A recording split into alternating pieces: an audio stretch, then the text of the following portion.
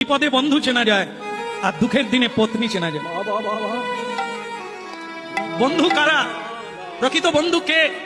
যাকে দেখবেন দুঃখের দিনে, অসহায়ের দিনে, নির্ধনের দিনে, সংকটের দিনে আপনাকে ছেড়ে যায়নি, ওই হলো প্রকৃত বন্ধু।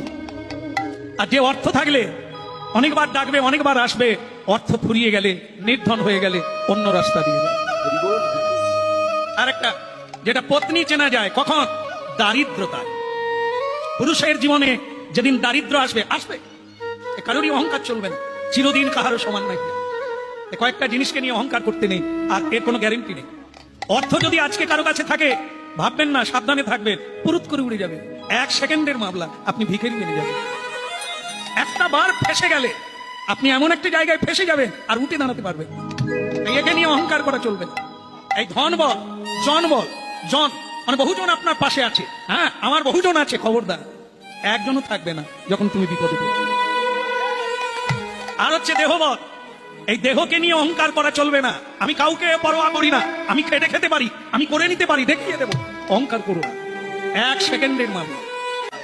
আপনি কি করে ভাববেন আপনার দেহবল, জনবল, ধনবল, বিদ্যা বল অহংকার করবে? এক মশার কামড়ে আপনি ধরাশায়ী হয়ে যাবেন। এ বিধাতার খেলা, একে কেউ নস্যাৎ করতে পারবে না।